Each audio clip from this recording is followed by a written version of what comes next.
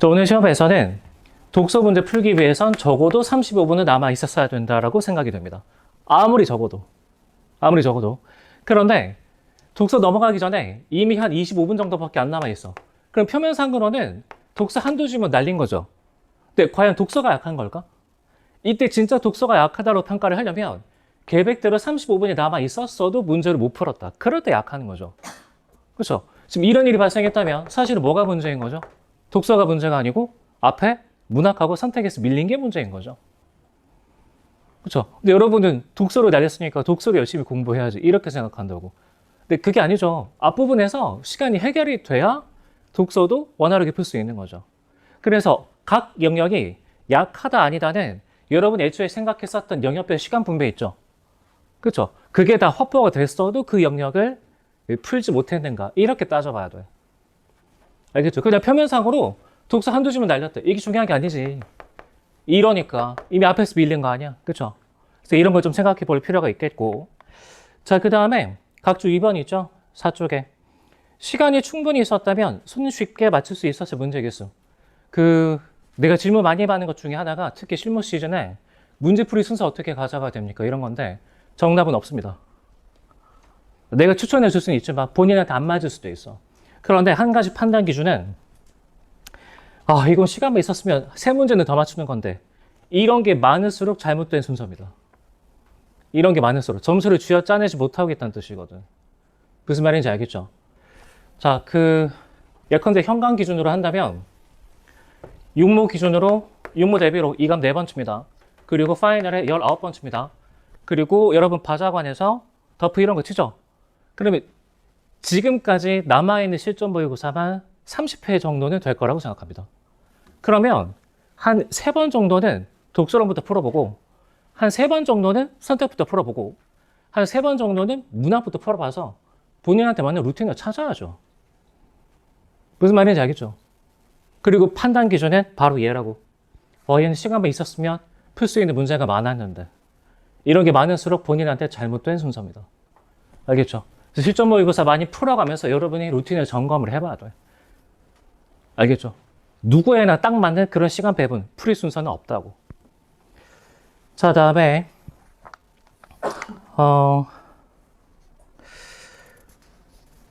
오늘도 보니까 1등한 친구가 22번. 여러분 시험지 안 펴도 됩니다. 오답률이 30%가 안 되는데 22번을 틀렸는데 여러분 5쪽에 3번에 집중력 평가 있죠. 문제를 흘리지 않았다면 점수는 얼마인가? 틀린 문제 중 오답률 30% 이하 번호. 이따가 성적표하고 그 다음에 답지 나눠줄 텐데 꼭 확인해 보기 바랍니다. 이게 많으면 많을수록 공부 겉멋을 하고 있는 겁니다. 알겠죠? 쉬운 거 다 흘리고 어려운 거 위주로 지금 눈이 돌아가니까 점수가 새 나가는 얘기죠. 알겠죠? 여러분 전부 다 국어 100점 받아야 됩니까? 그게 아니라면 해결의 변증법 보기 문제나 브레톤 두체제 보기 문제는 굳이 풀 필요 없죠. 물론 연습은 해야지. 근데 실전에서 내 목표가 100점이 아닌데 그런 거 붙들고 있어. 그러다가 오늘 틀린 문제 중에 오답률이 30% 이게 안 되는데 본인이 틀렸다. 그것 때문에 재수하게 됩니다. 그것 때문에 플러스 1을 하게 되죠. 알겠죠? 그래서 점수를 흘리지 않는지 꼭 잘 체크해 보기 바라고. 다음에 6쪽 갑시다.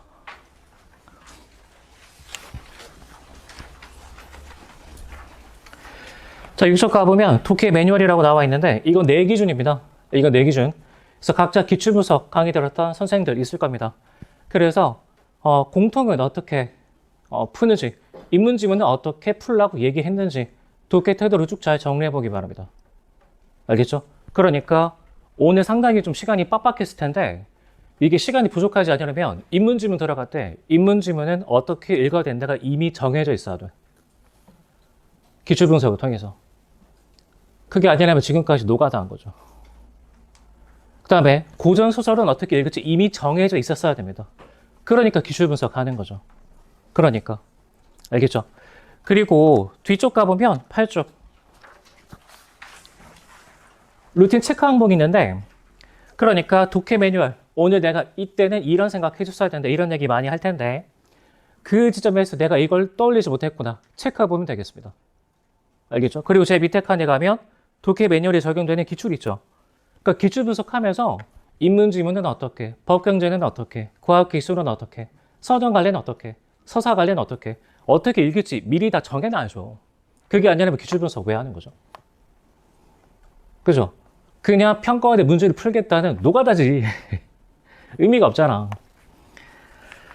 자, 그러면 다시 5쪽 갑시다. 네, 문제가 뭐냐면 체화하고 싶은 독해 태도가 많으면 시험장에서 아무것도 안 됩니다. 시험장에서 아무것도 안 돼. 그래서 아까 이거 회차가 되게 많다 그랬죠? 그러니까 시험 2번, 3번마다 독해 태도 하나씩만 바꾼다 그래도 지금 거의 몇 개가 바뀌는 거야, 그러면? 23개. 10개 넘게 바뀌죠.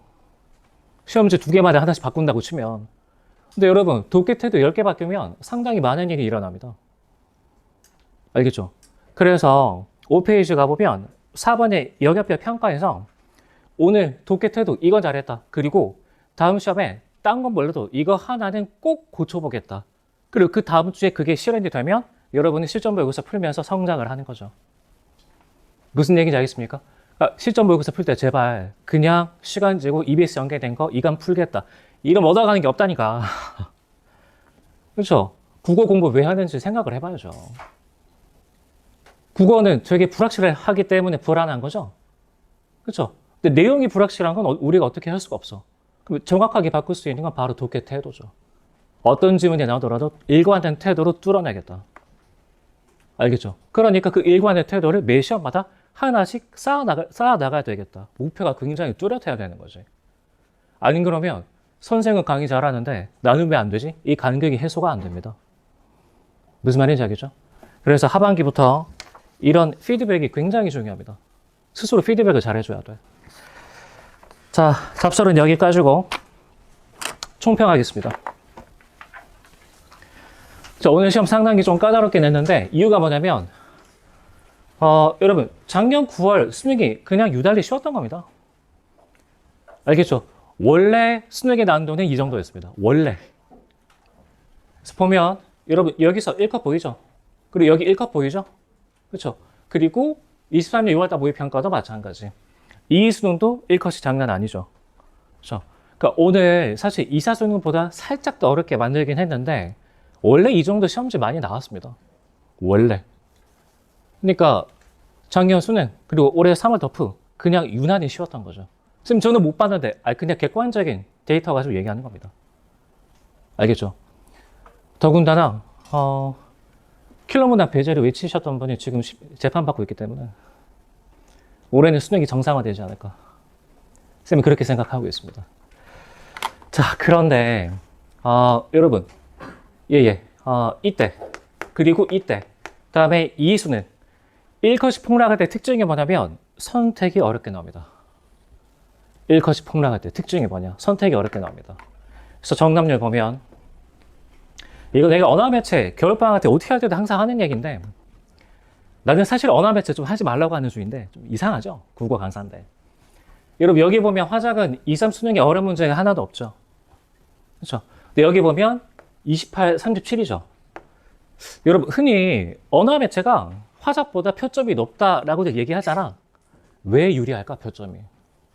지금 이 통계를 보면 결론은 뭐죠? 그냥 어려우니까.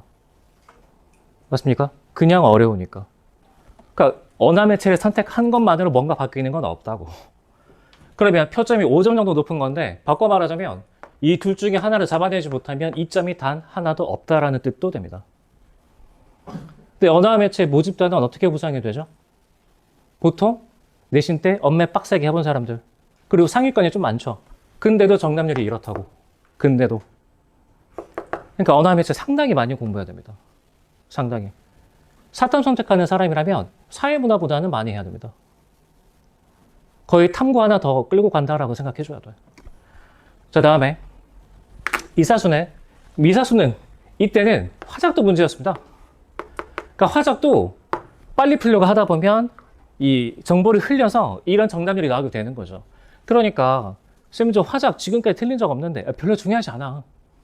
이사수능, 이의수능, 작년 6월달 모의평가 딱 3개. 이 정도로 나와도 다 맞출 수 있는지가 중요합니다. 이 정도로 나와도. 그래서 여러분 오늘도 보면 화작 45번 좀 어려웠죠? 그러니까 여러분 엿먹으라고 어렵게 낸 게 아니고 이거 경향성을 반영한 거죠. 무슨 말인지 알겠죠? 이거 경향성. 자, 그러면 하나 더 보겠습니다. 그리고 이런 경향성은 작년 6월달까지만 해도 잘 유지가 됐습니다. 그리고 엄매는 여전히 28, 48 극악의 정답률을 보여주고 있죠. 알겠죠? 그래서 되게 안타까운 사례들이 많이 관찰이 됐는데 9월달 이후에 원서 접수 끝나고 나서 현장에서 이 과목에서 풀다 보면 엄매 한 3개씩 틀린 사람이 꼭 나와. 아무리 공부를 해도. 그때 가서 후회하죠. 선생님 지금 와서 어떻게 하죠? 어떻게 하긴. 내가 지금부터 얘기하잖아. 근데 이런 얘기 매년 한다고. 그러니까 언어 매체를 하지 말라는 아닌데 화작도 마찬가지입니다. 여러분 화작 어떻게 하면 빨리 풀 수 있죠? 흔히들 몇 분 컷 이런 얘기 많이 하던데 친구 어떻게 하면 화작 빨리 풀 수 있죠? 엄매 어떻게 빨리 풀 수 있죠? 개념 어떻게 공부해야 되죠? 다 애매모호해. 묻겠습니다. 여러분의 선택 과목을 빨리 풀고 있습니까? 급하게 풀고 있습니까? 둘은 다른 얘기죠. 오늘 딱 보면 급하게 풀면 틀리게끔 다 설계해놨습니다. 그래서 선택 과목도 NG 많이 풀어주면서 볼 거 다 보고 정확하게 판단해줬더니 왔다 갔다 안 해서 시간이 단축되더라. 그런 느낌으로 가야죠. 대부분 무슨 엄매 13분 이런 얘기 하던데 어떻게 그 시간 안에 들어오냐고 물어보면 정확한 방법은 없어. 그냥 마음 급한 거지. 자, 화작 45번 먼저 봅시다. 엄매 선택 자료도 있기 때문에 간단하게 보겠습니다. 화작 45번.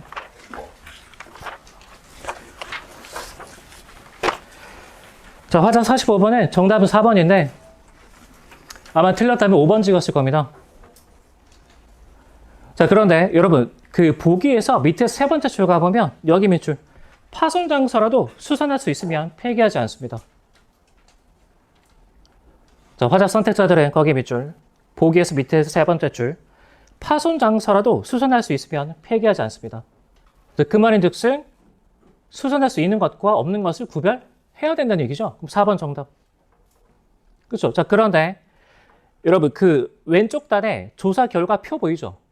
표. 그러면 275, 428, 1736 정확하게 계산 때리진 않더라도 어림잡아서 보더라도 2108보다는 무조건 크죠. 그러니까 적어도 두 가지 항목이 동시에 해당되는 것들이 있다 알 수 있지. 그러니까 이미 중복되는 게 있으니까 5번 이건 보완책이 아니죠. 이해돼? 이거 화작에서 많이 물어봤던 적 있지? 그쵸? 그러니까 화작도 기출 분석 해줘야 돼.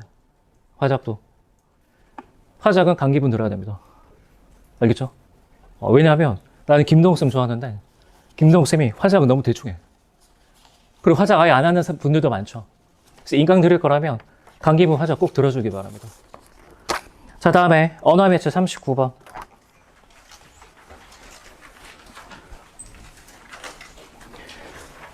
자, 정답은 2번인데 틀렸다면 4번 찍었을 겁니다.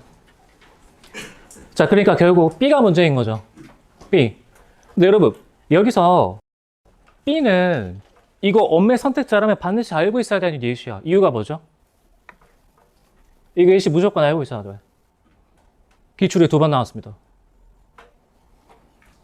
기출이 2번 나왔습니다. 딱 정확하게 이 구절 2번 나왔습니다. 특히나 중세국어에서 명사는 전성어미, 그 다음에 명사 파생 전비사 구별하는 문제에서. 선생님 이거 처음 보는데 그러면 개념사만 그냥 멍하니 보고 있었던 거지. 개념사만. 예시 많이 외워줘야 됩니다. 언어 매체. 딱 보자마자 아 이건 기출 언제? 그러니까 이때는 이게 포인트였지. 바로바로 분석돼야 돼. 바로바로. 그래서 올해 EBS 수능특강 언어 매체 있죠? 예문 상당히 본인이 틀린 문제는 많이 외워줘야 됩니다. 그래야 예문에 개념을 적용하는 게 빨라집니다. 그래야. 자, 아무튼 간에 여러분 기억 읽어보면 이거 판단 기준 2개입니다. 눈치챘습니까? 일단 첫 번째 뭘 써야 되는 거죠? 명사형 전성어미 형태를 갖고 있어야 된다, 맞죠? 근데 그럼에도 불구하고 뭘로 쓰여야 돼? 명사로 쓰인 걸 찾고 있는 거지? 근데 B로 가보면 걸음이니까 끊어적기로 바꿔보면 이게 명사형 어미가 쓰인 건 맞아. 근데 여러분, 한 걸음 나아가는 관형어입니까? 부사어입니까? 부사어죠. 그러니까 요건이죠. 그 두 번째 조건에 안 걸려서 아웃. 그래서 B 빠져야 돼. 그러니까 어떤 배치 문제풀이 많이 하면서 딱 보자마자 민감하게 이거 두 가지 풀이 조건 바로 뽑아내야 됩니다. 그 정도가 돼야 시간 단축 가능한 거죠. 그 정도가 돼야. 자, 선택은 이거 두 가지 정도가 문제인 것 같고. 다시 앞으로 갑시다. 독서론 가겠습니다.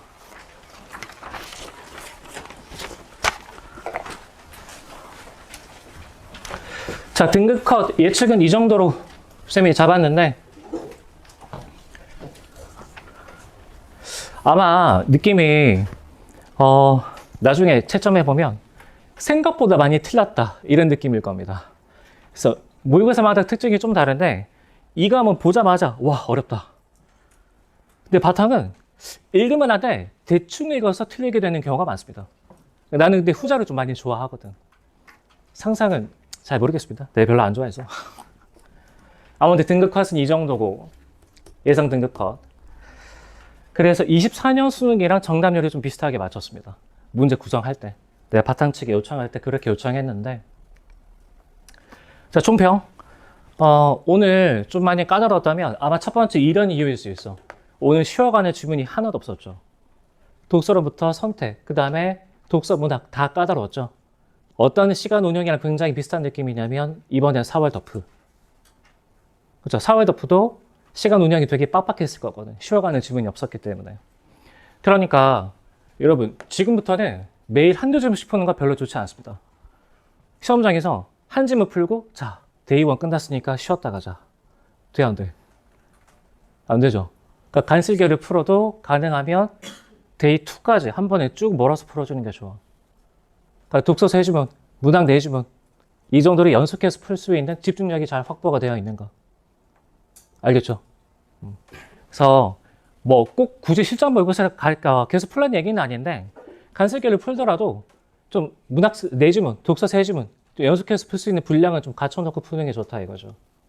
그리고 복습할 땐 그 다음날 쭉 몰아서. 알겠죠? 자, 다음에 독서도 어렵게 나오면 왜 안 되는 거죠? 독서로도 어렵게 나올 수 있지. 최근 기출 중에서 한 번 있습니다. 6월달 모의평가에 나온 적이 있어 그렇게. 그리고 여러분이 보통 선택 과목 어렵게 나오면 좀 짜증내죠. 왜냐? 내 집중력은 독서에 지금 쏟아부어야 되는 거거든. 그러니까 그런 현상이 좀 불편한 거죠. 근데 그런 거를 건드리면 1컷은 떨어진다고. 그런 걸 건드리면. 그래서 독서로는 어렵게 나올 수 있습니다. 심지어 4월달 더프에도 독서로 어렵게 나왔죠? 그럼 4월달 더프에 3번 틀렸는데 오늘 2번 또 틀렸다. 큰일 난 거죠, 이거는. 반성을 안 한 거죠. 자, 2번 가겠습니다.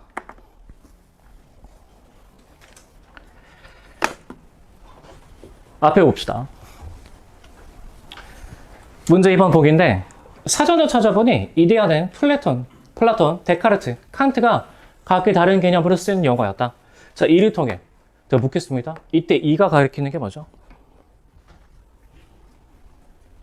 우리 영어 지문 독해할 때 this나 that이 가리키는 게 뭔지 확인하고 넘어가죠. 국어도 똑같이 해줘야지. 이가 가리키는 게 뭐죠? 그렇죠. 사전 찾아보니 맞습니까? 그럼 3번 맞잖아. 틀렸다면 3번 찍었을 겁니다. 근데 내 생각에 3번이 확실하다기보다 나머지가 답이 안 보여서 그러지 않았을까 싶은데 4번 가보면 여러분 여기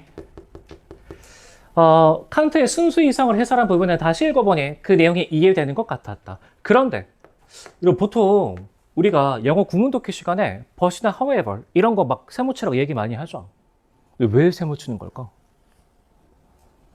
세모치고 뭐 어떻게 하라는 얘기죠? 여러분 그런 애들이 문장이 나오는데 B라고 합시다. 그냥 B가 아니라 A 그런 애 B인 거죠. 그렇죠? 그러면 앞문장이랑 좀 더 연결해서 읽어봐야 되는 거지. 그래서 이해가 되는 것 같았는데 그런데 막상 그 내용을 내가 쓰는 언어로 풀어서 말해보는 일을 시도해보니 어떻게 말해야 할지 갈피를 잡을 수가 없었다. 묻겠습니다. 이해된 거야? 안 된 거야? 이해 안 된 거죠? 답 4번. 답 4번. 자, 그러면 여러분 생각을 해봐야 돼. 아마 이 정도까지 눈길이 갔다면 이번 문제 틀리는 사람은 아마 없을 겁니다. 근데 이유가 뭐냐면 마음이 급하니까 시야가 좁아져서 밑줄 거 위주로만 보고 그냥 빨리빨리 답 낸 거죠. 그렇죠? 내가 경영되니까 한번 BC 분석 해보자고. 여러분 아까 그렇게 행동해서 얼마의 베네핏을 가져갔죠? 내 생각에 밑줄 거 위주로 빨리빨리 보려고 했을 때 한 2, 3초 아꼈을까? 근데 그나마도 선지 중에서 답 뭐야? 몇 번 더 헤맸을 것 같은데? 내 생각에 그럼 시간상으로도 별로 이득은 없는 것 같아. 결국 한 번에 답이 깔끔하게 안 나오니까. 그럼 코스트 마이너스 3점이죠. 여러분 급하게 풀어야 돼? 이 BC 분석 해보면 되게 비합리적인 행동이라고 이거. 그래서 2번에 4번. 자, 뒤로 가겠습니다. 자, 49번 여기 별표 3개.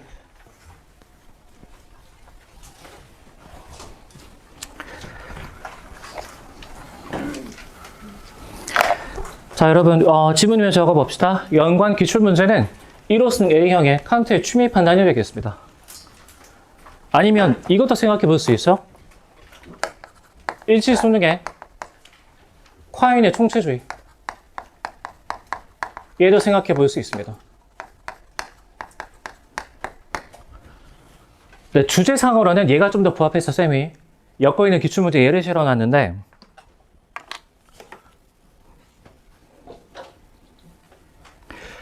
자, 같이 보겠습니다. 취미 판단이랑 대상이 미추를 판정하는 미감적 판단형의 행위이다. 자, 그러면 여러분 첫 번째 문장에선 취미 판단의 개념적인 얘기해주고 있죠. 근데 수식어가 묶어보면 대상의 미추를 판정하는 행위가 취미 판단이죠. 묻겠습니다. 그럼 취미 판단에 뭘 얘기하고 있죠? 취미 판단은 왜 하는 거죠? 그렇죠? 그러면 첫 번째 개념 요소는 판단의 목적이겠지. 다음에 모든 판단은 S는 P다라는 명제 형식으로 환원되는데 그 가운데 이성이 개념을 통해 지식이나 도덕 준칙을 구성하는 순간 이 틀로 짝지어서 비교할 수 있죠. 똑같이 목적 알려주고 있죠. 규정적 판단에서는 수로 P가 주어 S에 부여된다니까 두 번째 개념 요소는 S와 P의 관계가 되겠습니다. 자, 이와 유사하게 취미 판단에서도 P, 즉 미 또는 추가 마치 객관적 성질인 것처럼 S에 부여된다. 그럼 딱 맞춰서 비교할 수 있죠.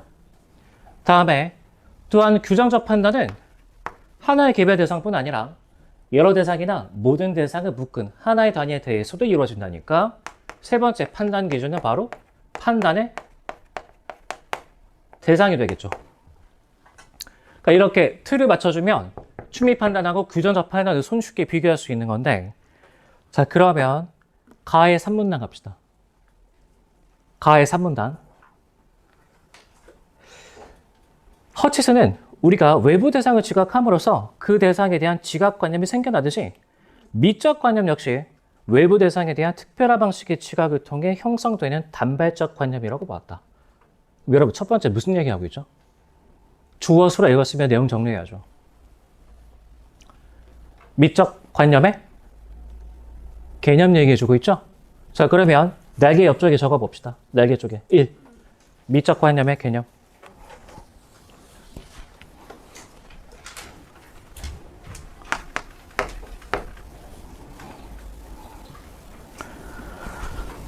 자, 다음에 거기서 두 줄 밑에 이 얘기는 특정한 속성을 가진 대상들로부터 얻게 되는 관념에 지각할 수 있는 마음의 고유한 수동적 능력이 존재하며 미적 관념은 바로 이 능력으로 인해 감지되는 것이라고 생각했다. 두 번째, 무슨 얘기하고 있죠? 미적 관념의 감지에 대해서 얘기를 하고 있죠? 이게 두 번째 개념 요소가 되겠지. 그래서 옆에 이 적어 봅시다. 미적 관념의 감지.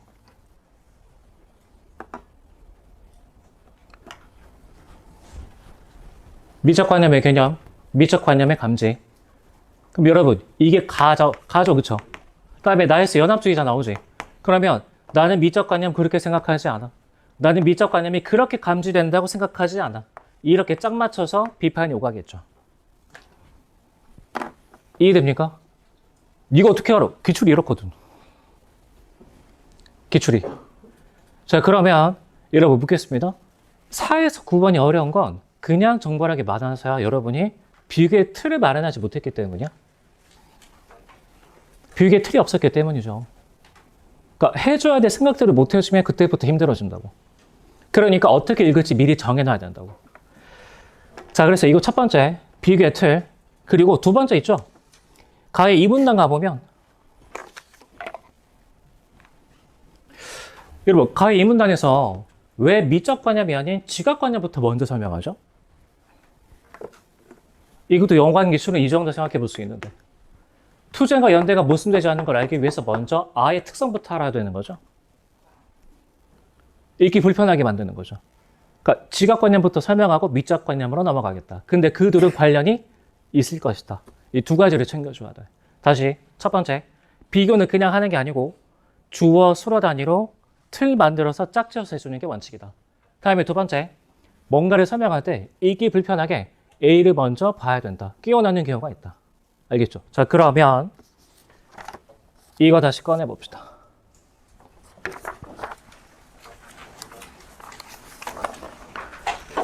8쪽. 미안합니다. 좀 왔다 갔다 할 겁니다. 처음에만.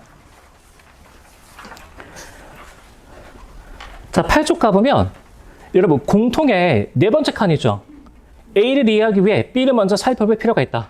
그래서 B 잘 정리하고 A에 갖다 붙여서 독해했는가. 이런 독해 매뉴얼이 여기서 필요했던 거죠. 이해됨? 저 다음에 인문 파트, 인문 칸을 가보면 주어, 수어 단위로 정보를 파악하고 비교의 틀을 만들어낸가. 그러니까 이렇게 짝지어서 비교했냐고. 그렇죠? 그게 빠지면 이 지문은 어려운 거죠. 근데 바꿔 말하자면 그렇게 생각이 정리가 되면 쉽게 풀어낼 수 있죠. 그리고 이 지문에선 다른 표현 같은 의미 얘도 확인됩니다. 알겠죠? 그러니까 이런 식으로 독해 태도를 하나씩 여러분이 정확하게 확인해 줄 수 있어야 돼. 그리고 이렇게 보려고 계속 점검하고 노력해야 강사랑 똑같이 볼 수 있는 거죠. 나랑 똑같이 갈 필요는 없지만 각자 듣는 선생님들처럼 읽을 수는 있어야 돼. 자, 그러면 이 틀 맞춰서 읽는 거 하고 그 다음에 얘 있죠? 얘. 이거 고려해서 지문 다시 읽어보는데 시간 5분 주겠습니다. 지문만 다시 읽어봅시다. 시작.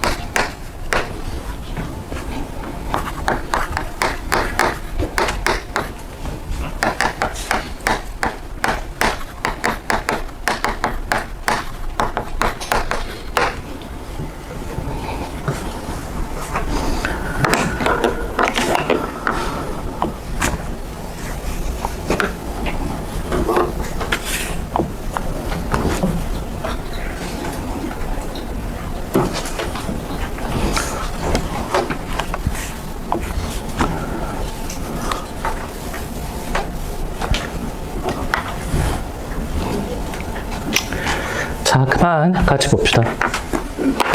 시간 좀 더 준 것 같은데 필기하다 보니까. 자, 여러분 1문단에서 문제 제기 고려해 보면 첫 번째, 미적 관념의 특성을 이제 해명해 줘야 되겠죠. 자, 그리고 미적 판단의 객관성 확보, 이게 이 지문의 논지가 되겠지. 됐습니까? 자, 2문단 가겠습니다. 근데 경험주의 철학자들은 우리가 오감을 통해 외부 대상을 지각할 때 그 대상에 대한 관념인 지각관념을 형성하게 된다고 주장했다. 자, 이들은 이 지각관념이 직접성과 필연성, 본유성을 갖는다고 보았는데, 이때 직접성이란 어떤 매개 없이 즉각적으로 발생한다는 것을 의미한다. 그러니까 매개가 없으니까 당연히 직접적이겠죠. 얘는 어렵지 않은 것 같고, 필연성은 그러한 관념이 인간의 의지나 욕구의 통제를 받지 않고 무조건적으로 발생한다는 것을 가리키며, 본유성은 이러한 관념이 밑줄 모든 인간에게. 그러니까 여러분 여기서 다른 표현 같은 의미 잡아주는 게 진짜 필요했던 건데, 여러분 모든 사람에게라는 건 나만 그렇게 생각한다요? 싹 다 그렇게 생각한다요? 싹 다 그렇게 생각한다죠. 그리고 우리가 보통 이 인터넷 강의 들어보면 독서 문제 풀 때 연결해서 읽으라는 얘기 많이 하죠. 어떻게 연결하죠? 연결 어떻게 하죠? 연결된 걸 확인하는 거 말고 스스로 연결한다 치면 연결의 기준은 뭐지? 연결의 기준은 두 가지입니다. 개념정의랑 일문단의 문제제기입니다. 90% 이상. 자, 그러면 여러분 봐봐. 얘하고 그 다음에 얘죠. 힌트 얘. 모든 사람에게죠. 그러니까 모든 사람에게라는 건 본유성이 어떤 성격을 띠고 있다는 뜻인 거지. 객관성. 맞습니까? 객관성. 자, 그러면 일문단의 문제 제기를 잘 기억하고 있는 사람이라면 이 퀴즈에 대해서 답할 때 지각관념의 세 가지 특성 중 가장 주목해야 될 것은 답이 나와야 돼. 바로 본유성인 거죠. 이해된다? 그러니까 본유성이 제일 중요한 놈이라고 여기서는.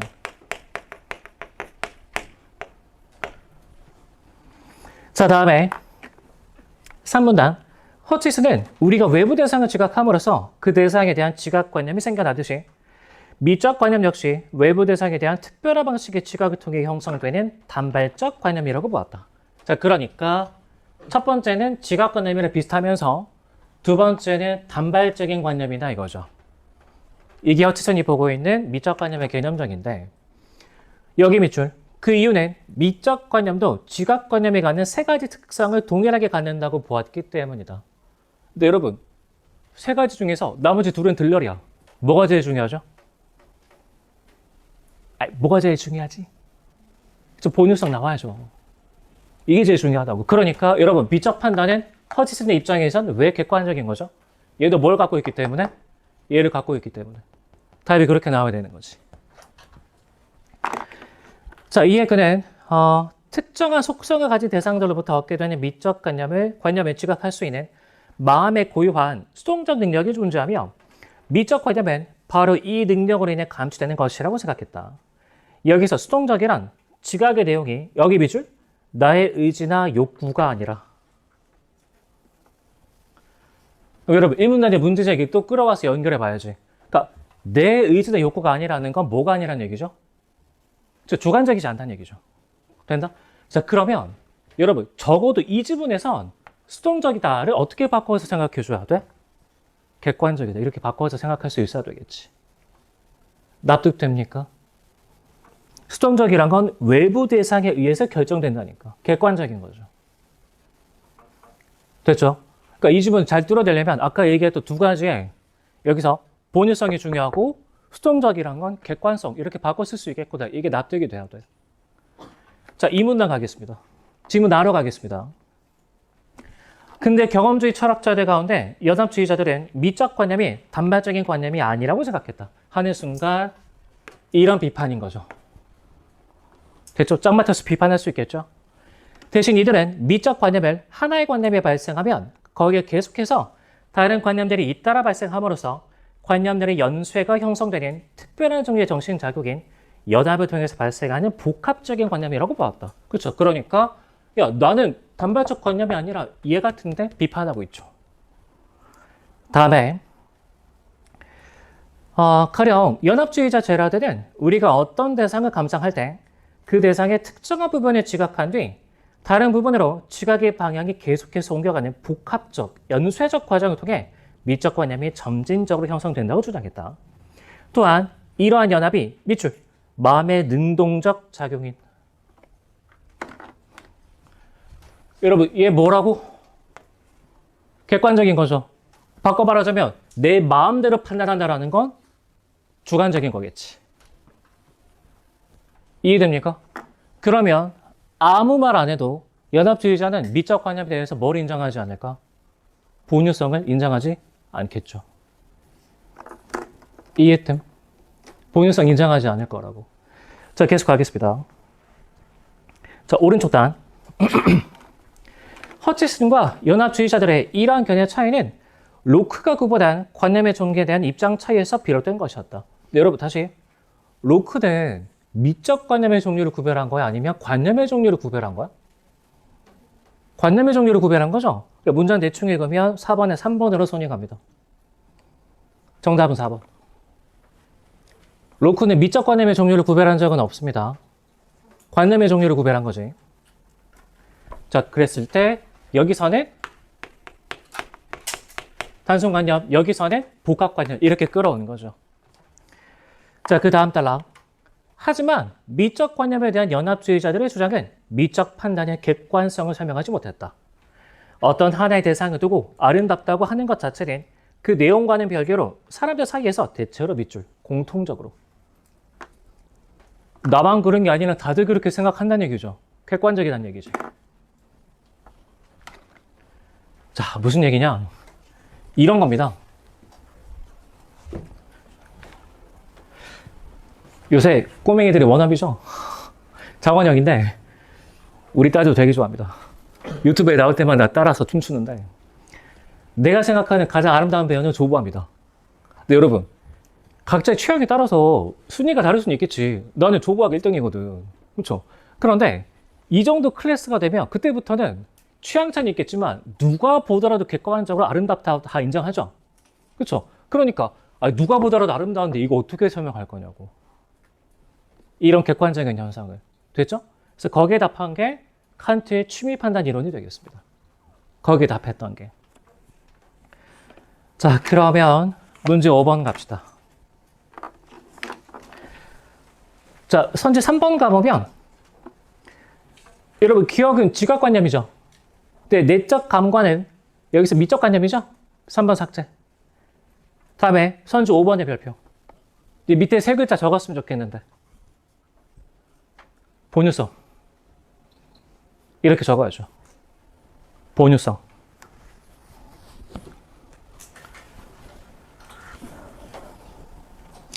자, 다음에 6번에 선지 2번. 미적 판단의 객관성에 대한 의심은 근대 경험주의 미학 이론이 제기하는 거죠. 경험주의자 중에서 허치슨이 해결하려고 했던 거고. 됐습니까? 그래서 1문단 읽어보면 6번의 정답은 2번입니다. 자, 그 다음에 7번의 선지 1번 가보면 밑줄 개인의 의지나 욕구와 무관하게 다섯 글자 뭐? 객관적으로. 정답 1번. 다음에 3번 가보면 여러분 이렇게 정리해보면 허치슨의 입장에서는 미적 관념이란 게 단발적인 관념이죠. 맞습니까? 그리고 여기서 연합주의자 입장에서 복합적인 관념이니까 3번은 인정될 수가 없죠. 됐죠? 자, 그리고 8번 가겠습니다. 자, 보기 가보면 두 번째 줄에 밑줄. 미가 사람의 마음속에서 연합작용을 통해서 형성되는 관념이므로. 자, 그럼 여러분 흉은 둘 중에 연합작용이니까 누구 견해 따르고 있는 거죠? 여기 견해 따르고 있는 거 맞습니까? 흉. 됐죠? 자, 그 다음에 그 사람이 누군지에 따라 밑줄. 상대적인. 그러니까 여러분 흉의 입장에서 미적 판단은 뭐가 없다는 얘기죠? 객관성이 없다는 얘기죠. 그래서 밑에 본유성 X.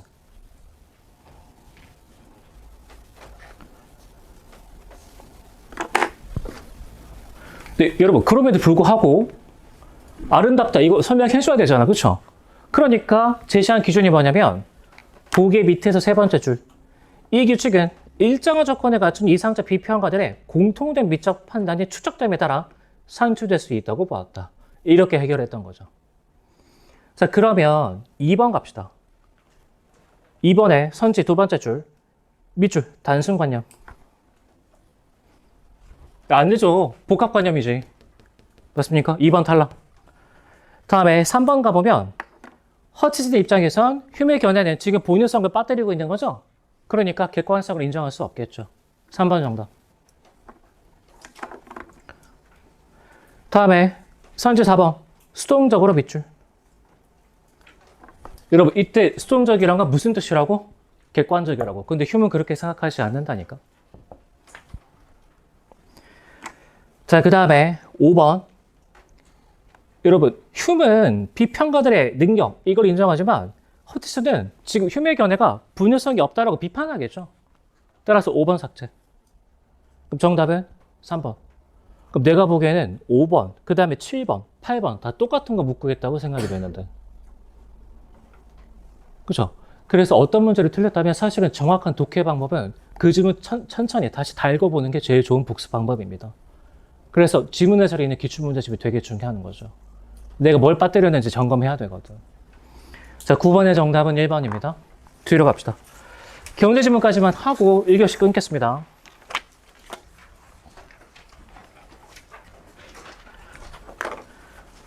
여러분 혹시 12번 틀린 사람 없어? 손대기 부끄럽습니까? 아마 12번 틀렸다면 5번 찍지 않았을까 싶은데.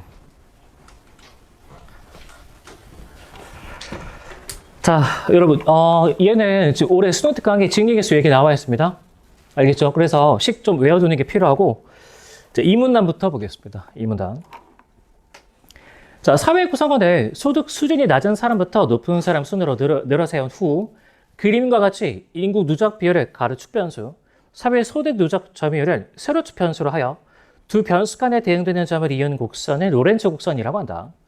만약 사회 전체 인구를 소득 수준에 따라 10%씩 나누었다면 그림의 이는 1분위부터 4분위까지의 사회 소득 누적 점유율이 20%임을 나타내는 지점이 된다. 자, 그러면 인구가 누적된 건 40인데 지금 소득 누적은 20밖에 안 된 거죠. 따라서 이 사회는 불평등하다 해석할 수 있겠지. 자, 3문단. 그림의 대각선은 모든 사람의 소득이 같음을 나타낸다는 점에서 완전 균등선이다. 그렇죠. 그러니까 40일 때 소득이 누적된 것도 40이니까. 다 똑같은 양을 가지고 있겠죠. 자, 그리고 여기 밑줄. 완전 균등선과 로렌츠 곡선 사이의 면적을 완전 균등선 아래 삼각형의 면적으로 나눈 값을 진위계수라고 한다. 그래서 이거는 개념적인 좀 외워두기 바랍니다. 올해 연계니까. 자, 이 면적을 알파, 밑에 면적을 베타라고 한다면 진위계수라는 건 이렇게 지금 개념적인 내릴 수 있는 거죠. 맞죠? 여러분 여기서 분모분자 보면 이 면적분의 면적이죠. 그렇죠? 진위계수라는 건 면적분의 면적 개념인 거지. 따라서 10번에 선지 2번 인정할 수 있습니다. 혹시 2번 찍은 사람? 보니까 이거 반응률이 19% 나오던데. 그러니까 2번 찍었다면 어떤 태도가 필요한 거냐면 식이 나오는 순간 구성요소 분자분모 짚어가면서 한 번씩 읽어보는 태도가 필요한 거죠. 쉬운 내용이니까 대충 이름 흘립니다. 그러니까 어려워도 매뉴얼대로, 쉬워도 매뉴얼대로. 자, 계속 갑시다. 저소득 분위의 사회소득 점유율과 고소득 분위의 사회소득 점유율의 차이가 클수록이니까 여러분 이번에는 인구 누적은 40인데 소득 누적이 10밖에 안 된다고 합시다. 양극화가 심해지고 있는 거죠. 자, 그러면 여기서 예컨대 얘를 80이라고 했을 때 이 나머지 20이 지금 얘보다 이만큼 소득을 더 많이 가져간다고 해봅시다. 그러면 로렌츠 곡선의 개형은 이런 식으로 바뀌겠죠. 이해됨? 자, 그러면 로렌츠 곡선은 우하향하는 방향으로 볼록해지므로 무슨 말인지 알 수 있겠지. 따라서 11번의 정답은 1번 되겠습니다. 1번. 자, 다음에 여러분 10분위 분배율 식 있죠?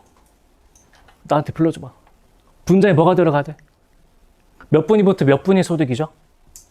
분자에 1분위부터 4분위 맞습니까? 분모에는 뭐가 들어가야 돼? 9분위하고 10분위죠. 여러분 생각해봐. 완전 평등한 사회라면 여기가 인구 몇 배죠? 2배죠. 그러면 2보다 같거나 크겠지. 2보다 같거나 작겠죠. 따라서 10번의 정답은 5번. 그러니까 이것도 분모 문제 짚어보면 금방 할 수 있는 건데 아마 이건 쉬우니까 여기서 빨리 풀어야 되겠다라고 생각했으면 10번하고 12번 좀 흘렸을 가능성이 있습니다. 자, 다음에 12번 갑시다.